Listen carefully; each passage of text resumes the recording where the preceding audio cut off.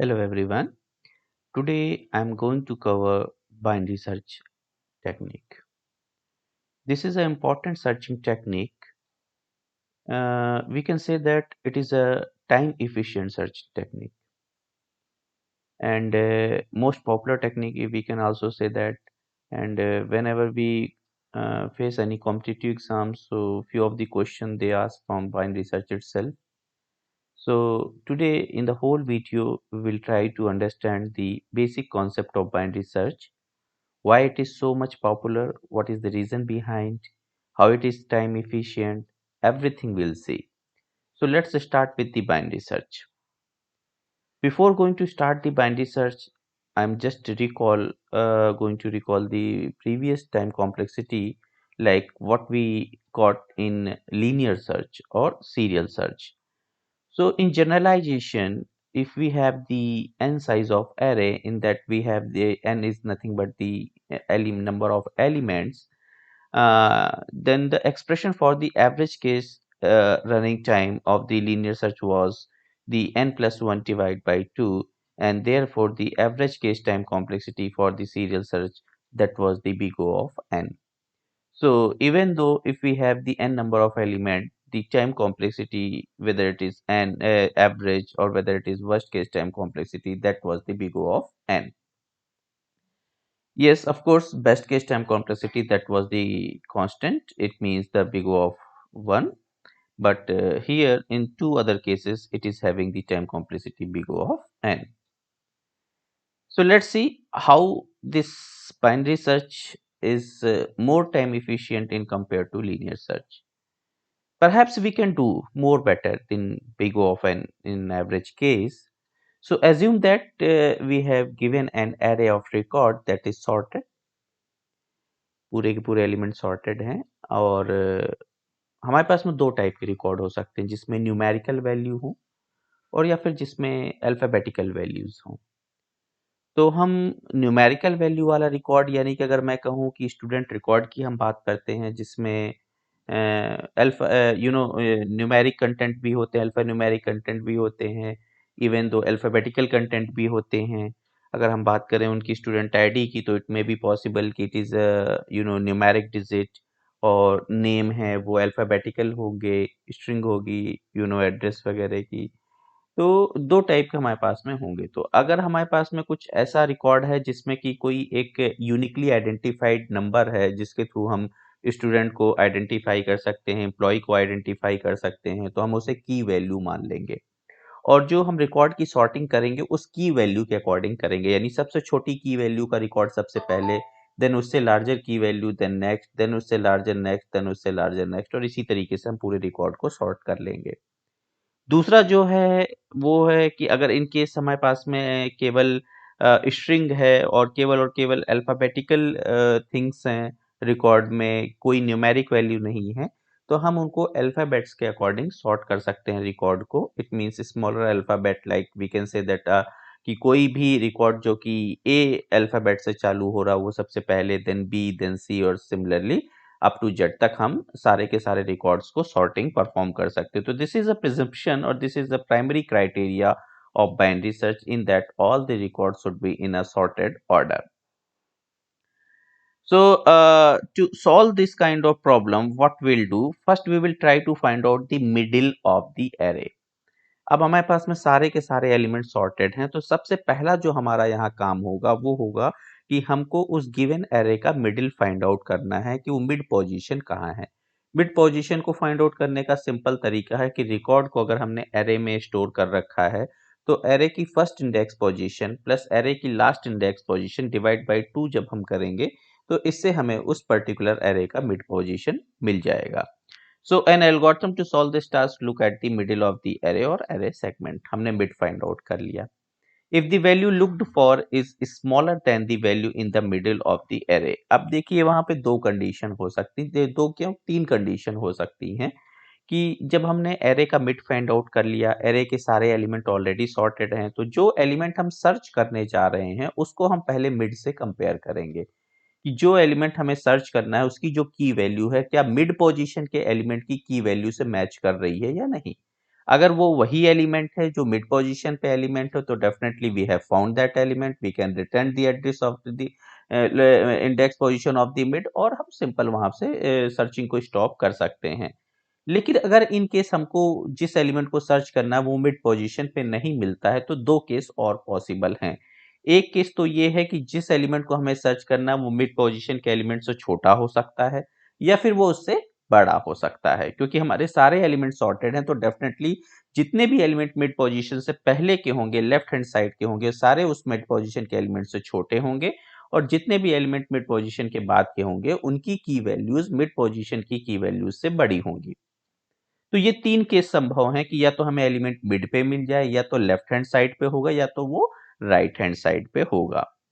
तो अगर अगर हमारा जो एलिमेंट है वो छोटा है, ऐसी करनी हम एक एक करके बात करते हैं कि अगर हमारा जो एलिमेंट है वो smaller than the middle position है तो then the second half of the array or array segment can be ignored.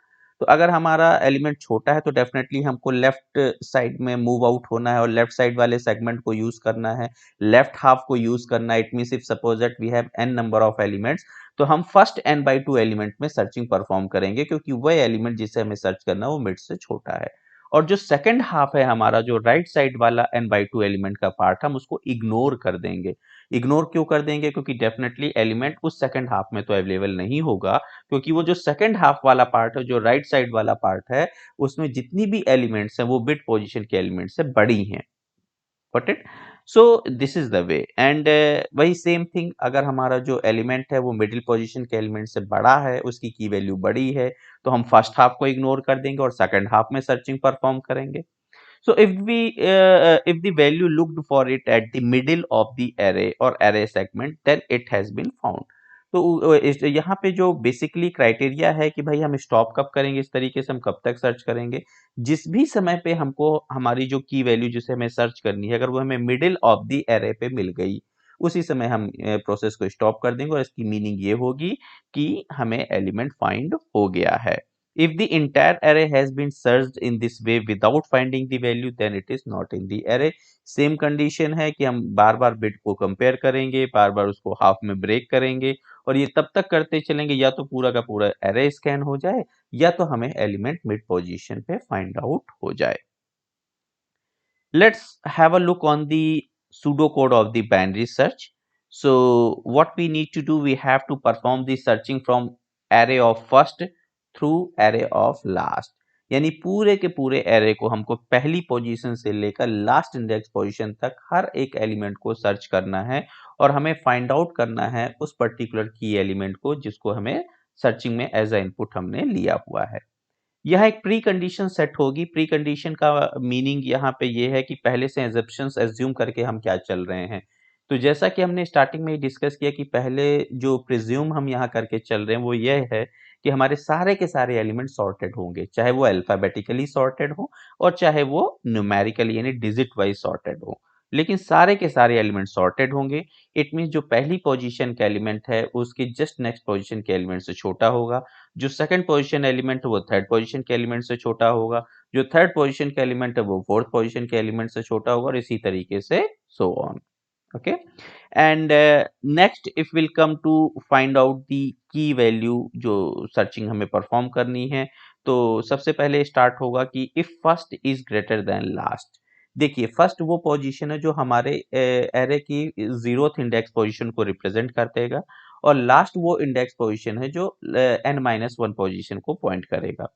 अब अगर हमारा फर्स्ट लास्ट से ग्रेटर है, इट मींस फर्स्ट क्रॉस कर गया है लास्ट को, it means there is no element available into array, obvious. Okay, so if first is greater than last, if these two pointers have crossed to each other, it means the whole जो हमारा array है वो scan हो चुका है और ऐसी situation में हम रिटर्न -1 कर देंगे, क्योंकि जब array पूरा स्कैन हो चुका है तो डेफिनेटली हमें एलिमेंट फाइंड आउट नहीं हुआ होगा, तभी जाके ये कंडीशन ऑकर हुई है और यही एक जो पहली स्टॉपिंग क्राइटेरिया है। एल्स अगर ऐसा नहीं है, इट मींस पूरा का पूरा एरे अभी स्कैन नहीं हुआ है, तो हमें मिड फाइंड आउट करना है। सबसे पहला काम है मिड पोजीशन फाइंड आउट करना और मिड पोजीशन कैसे फाइंड आउट करेंगे? First plus last divide by 2। फिर हमें चेक करना है कि जो की एलिमेंट हमें सर्च करना है क्या वो उसकी जो वैल्यू है वो ए ऑफ मिड यानी मिड पोजीशन के एलिमेंट की वैल्यू से मैच कर रही है, और अगर मैच कर रही है तो फिर से स्टॉपिंग क्राइटेरिया आई, क्योंकि हमको यहाँ पे एलिमेंट मिल चुका है और हम मिड को रिटर्न कर देंगे। इस तरीके से हमें अपना जो एलिमेंट है वो मिडिल पोजीशन पे फाइंड आउट हो चुका है। और मिड रिटर्न करने की मीनिंग क्या है, ये हम वो इंडेक्स पोजीशन रिटर्न कर रहे हैं जिस इंडेक्स पोजीशन पे वो एलिमेंट हमें फाइंड आउट हुआ है।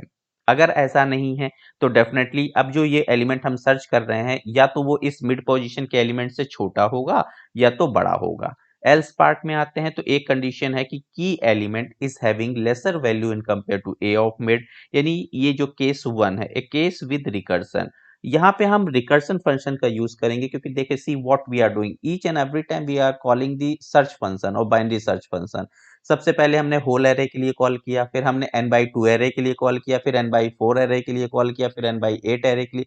Each and every time array is going to be break down in a smaller unit, got it? So that's why same function we are calling itself. तो यहाँ पे recursive call होगा, और if key is less than a of mid, so definitely जो result है searching का, अब वो सर्चिंग कहाँ से कहाँ तक परफॉर्म होगी, अगर की छोटी है तो ए एरे ऑफ फर्स्ट से लेकर मिड -1 तक, क्योंकि मिड में तो हमने चेक कर लिया। तो दैट्स वाई पहली पोजीशन से लेकर मिड -1 पोजीशन तक अब हम सर्चिंग परफॉर्म करेंगे, वही सेम सर्चिंग परफॉर्म करेंगे, फिर से इसको ब्रेक करेंगे, फिर से मिड पे चेक करेंगे, फिर देखेंगे कि बड़ा है कि छोटा है, और इस हिसाब से टास्क परफॉर्म होगी। एल्स अगर ऐसा नहीं तो डेफिनेटली की हमारी एरे ऑफ मिड से बड़ी होगी, और अगर बड़ी होगी तो सेम टास्क हम एरे ऑफ मिड +1 से लेकर एरे ऑफ लास्ट तक परफॉर्म करेंगे, यानी नेक्स्ट हाफ में हम ये सर्चिंग ऑपरेशन परफॉर्म करेंगे। और ये होल लूप कंटिन्यू चलेगा जब तक कि या तो हमारा फर्स्ट क्रॉस ना कर जाए लास्ट से, या तो जब तक हमें मिड पोजीशन पे एलिमेंट ना मिल जाए। इस तरीके से ये जो हमारा पूरा का पूरा प्रोसेस है वो कंटिन्यू चलता रहेगा। If we'll see the program, if we'll write the function of binary search, so how it will looks like. So here in that function will pass array and first position जहाँ से start हो रहा है, first index position क्या है, last index position क्या है, और वो key element कौन सा है जिसे हमें searching करना है या search करना है। सबसे पहले हमने result को initially 0 किया, keep the compiler happy and if first is greater than last, वही जो सेम कंडीशन हमने चेक करनी थी कि अगर ये क्रॉस कर चुका है तो रिटर्न -1 कर दीजिए। अदरवाइज हमें मिड पोजीशन फाइंड आउट करनी है, first plus last divide by 2, और अगर की मिड पे मिल जाती है तो return the mid, and else if key is less than a of mid then what we call the result as search. Once again same function, हमने ये जो सर्च फंक्शन था हमने सेम फंक्शन यहाँ कॉल किया, और यहाँ पे अब एरे तो एज इट इज है, फर्स्ट भी एज इट इज है, चूंकि लेस है तो दैट्स वाई हमने फर्स्ट से लेकर मिड -1 तक सेम फंक्शन कॉल किया, और की एलिमेंट वही जिसे हमें सर्च करना है। एल्स इफ अगर की is greater than a of mid, so that's why will perform the search operation with A mid +1। It means यहाँ जो फर्स्ट है अब वो मिड +1 हो चुका है, लास्ट एज इट इज है, एंड देन की। So you have seen this recursive method. Recursive method हम इसे इसलिए कह रहे हैं क्योंकि recursion is what when a function calling itself. So here what you see कि जो search function है वो पहले तो bigger array पे परफॉर्म हुआ, और अगर एलिमेंट हमें नहीं मिलता है तो वो लेसर या ग्रेटर पोजीशन पे है, तो वंस अगेन सेम फंक्शन ने सेम फंक्शन को कॉल किया है यहाँ पे। इसलिए इस प्रकार का सिनेरियो रिकर्सन कहलाता है, और इसलिए हम इस प्रकार के मेथड को रिकर्सिव मेथड कहते हैं। सो देयर इज अब अपन यहाँ पे चेकिंग दी सर्च मेथड। अब हम ये सर्चिंग जो परफॉर्म हो रही है उसको वन बाय वन देखते हैं कि 3 डिफरेंट टास्क परफॉर्म होते हैं। सबसे पहले तो there is no infinite recursion. सबसे पहली चीज है कि जो रिकर्सन है तो वो जब तक उसको स्टॉपिंग क्राइटेरिया नहीं मिलता तब तक वो स्टॉप नहीं होगा, ठीक है। तो पहली कंडीशन तो ये है कि भाई बाइनरी सर्च में कोई भी इनफाइनाइट रिकर्सन की कंडीशन नहीं होगी। क्यों नहीं होगी, कैसे हम उसको सेफ साइड लेकर चल रहे हैं कि इनफाइनाइट रिकर्सन ना हो, उसको समझते हैं। सबसे पहली चीज तो each and every recursive call में फर्स्ट इंक्रीज करेगा, और वैल्यू ऑफ जो फर्स्ट है वो इंक्रीज करेगी, यानी अगर फर्स्ट 0 पे है तो नेक्स्ट टाइम 1 पे चला जाएगा, नेक्स्ट टाइम 2 पे चला जाएगा, नेक्स्ट टाइम 3 पे चला जाएगा, और इसी प्रकार से value of last is decreased. जो लास्ट है वो हमारा डिक्रीज हो रहा है, तो पहले वो n-1 पे था, फिर वो n-2 पे, फिर n-3 पे, और अप टू 1 टुवर्ड्स 1 के साइड में बढ़ रहा है। तो जब फर्स्ट आगे बढ़ रहा है और लास्ट पीछे की ओर आ रहा है तो एक सिचुएशन डेफिनेटली ऐसी आएगी कि if the chain of recursive call does not and, अगर ये इसी तरीके से रिकर्सिव कॉल चलती रही तो eventually the method with called with first larger than last. एक सिचुएशन ऐसी आएगी जब फर्स्ट लार्जर हो जाएगा और लास्ट स्मॉलर हो जाएगा, और ऐसी सिचुएशन में हमने स्टॉपिंग क्राइटेरिया लगा रखा है कि इक्वल्स टू -1 रिटर्न कर दिया जाए। Each stopping case perform the correct action for that case. So if first is greater than last, got it? So there is no array element between a of first and a of last. So ऐसी situation में -1 return कर दीजिए, definitely first greater than last का हो चुका है। या तो दूसरी स्टॉपिंग क्राइटेरिया हमारे पास थी कि if key is equals to a of mid, तो रिजल्ट कहाँ पे है? मिड पे हमें फाइंड आउट हो चुका है। For each of the case that involve recursion, if all recursive calls perform their action correctly, then the entire case performs correctly. बस हमारा अगर recursion call perfectly काम कर रहा है तो हमारे सारे के सारे cases perfect काम करेंगे. If key is less than a of mid, key must be at the one of the element in between a of first through a of mid. The method should then search only those elements which it does. Okay. And rest of the elements जो है second half को उसको वो ignore कर देंगे। Then अगर greater than में है तो ए ऑफ मिड प्लस 1 से ए ऑफ लास्ट में सर्चिंग परफॉर्म करनी है, रेस्ट ऑफ द एलिमेंट को इग्नोर कर देना है। So the method search passes all three test and there is it's a very good recursive method definition. Got it? Let's have the example to understand the binary search, how it perform the task. So sorted array of integer, हमें यहाँ पे कुछ elements दिए गए हैं और हमारा target है इस 7 को फाइंड आउट करना इस सॉर्टेड एरे में से। तो जैसा कि हमारा सबसे पहला काम होता है कि मिड पोजीशन हमें फाइंड आउट करनी है, तो हमारी जो मिड पोजीशन है दैट इज 3। तो हम 0 + 6 डिवाइड बाई 2 करेंगे तो हमें मिलेगा 3। इट मीन जो थर्ड है, थर्ड इंडेक्स पोजीशन है that is the mid. So इस 7 is equals to mid point key. हमने चेक किया क्या 7 हमारा जो मिड है उसकी की से मैच कर रहा है क्या? नहीं कर रहा है। अगर नहीं कर रहा है तो डेफिनेटली इस 7 इज लेस देन की। हमने जो सेकंड वहां पे इफ एल्स केस देखा था, क्या छोटा है 7? Yes it is lesser than.